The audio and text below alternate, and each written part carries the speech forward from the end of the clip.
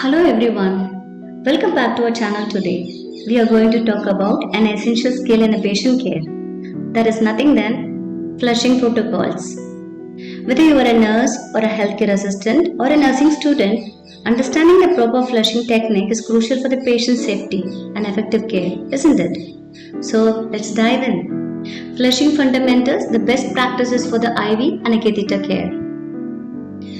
Let's define what is flushing means. It means injecting a saline or a heparin solution into a patient's IV line or a catheter using a syringe. So what are the purposes? Just to clear the line and to ensure its opening and prevents the blockages and the infections. What are the devices that require flushing? It's IV lines, central venous catheter, that is CVCs, a peripherally inserted central catheter, that is PICCs. One reminder you should know. Flushing protocols may vary from hospital to hospital. Always follow the hospital guidelines and doctor's orders. Flushing frequency and the solution.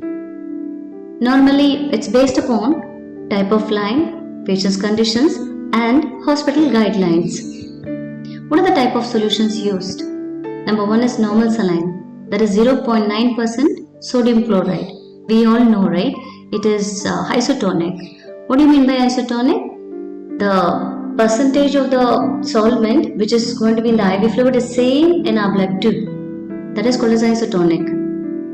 So heparin solution for certain lines, and check the facility guidelines for the specific instructions on the solution type and flushing frequency.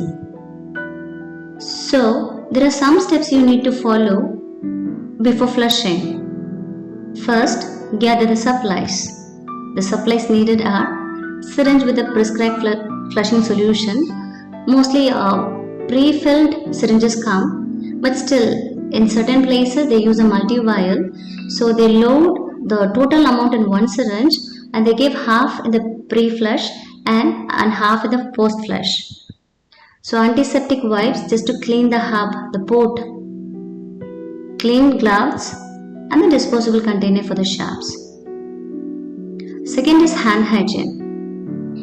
I request you to pause the video and have a look at how to do a hand rub. What is the importance of hand hygiene is? Just to prevent the infection. What are the methods? It's washing hands with the soap and water, we all know, that's for 20 seconds. And using alcohol based hand sanitizer, that also for 20 seconds. So third is donning the gloves. Another request, just pause the video and see how you are supposed to wear the gloves. Don means wearing it. Put on the pair of clean gloves and maintain the aseptic technique throughout the procedure. That's why we wear it. The fourth one is inspecting the line, whether it has the signs of infection such as redness, swelling, or the waste discharge. Check for the kink or coil of the tube or any blockages. If you see above said the signs and symptoms, do notify to the healthcare provider, that is your physician or the doctor, if any abnormalities are found. The fifth one is cleaning the port. Use an antiseptic wipe on the insection port of the hub, okay, and it should be a minimum of 15 seconds it has to be wiped. The main purpose is to reduce the risk of introducing bacteria. You know, there is something called as a biofilm which is formed in the port after 24 hours or something like that.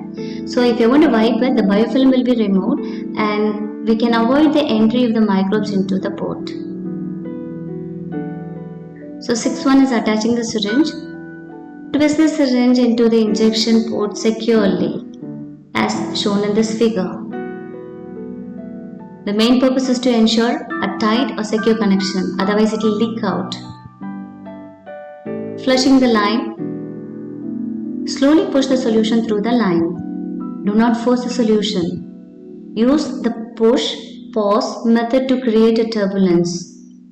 If you want to push too much, sometimes it will splash and it will come out. So if any resistance is felt, stop and check for the blockages. So eighth one is disposable of the syringe.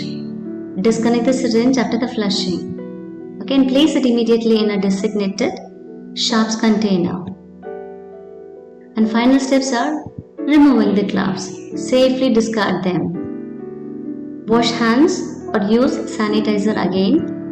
Document and record it in the patient's medical record, such as time of the procedure, the type of the solution used, and any observations or issues has been seen. The summary of the amount of flushing which is required. Remember, any IV line, okay, you need to have a pre-flush.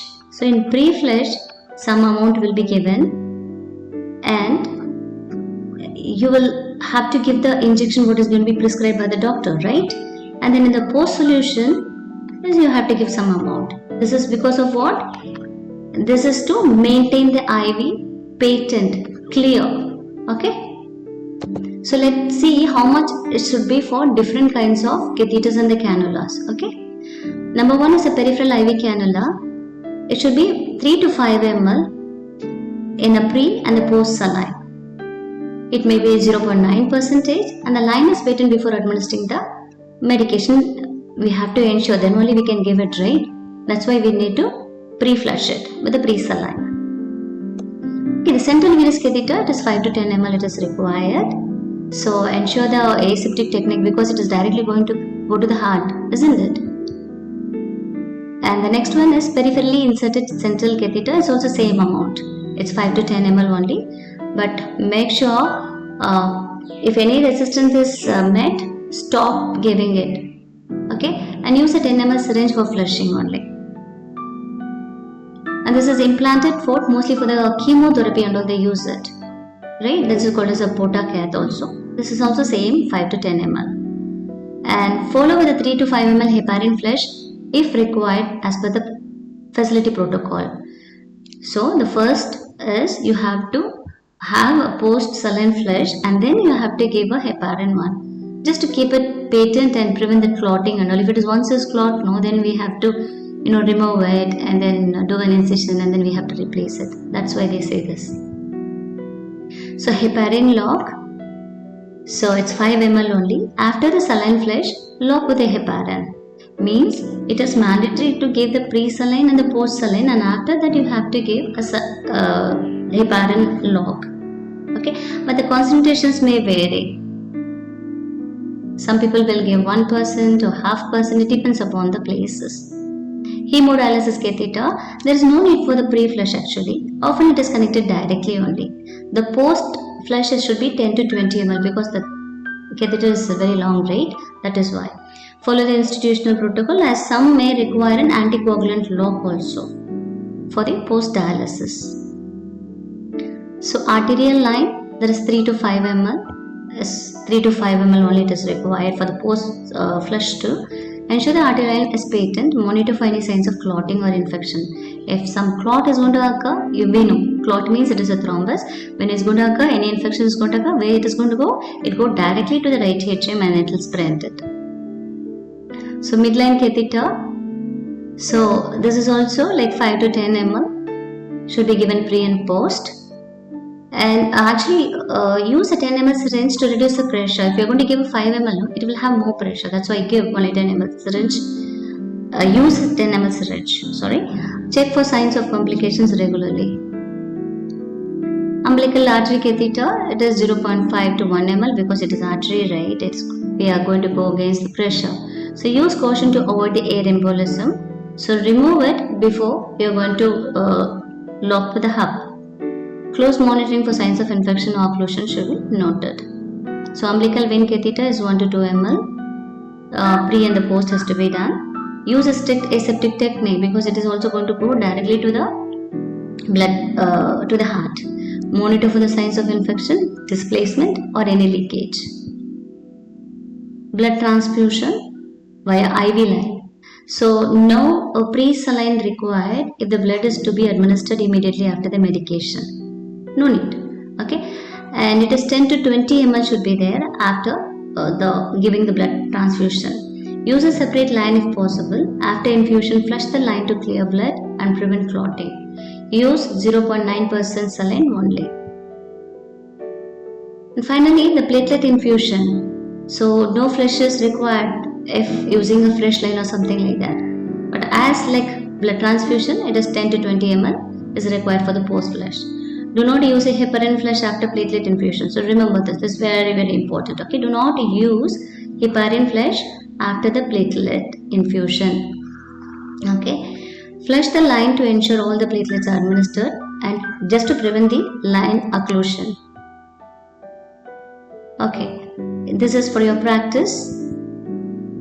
Tell me how much amount of normal saline has to be given after the blood transfusion in a PICC catheter, in the peripheral catheter.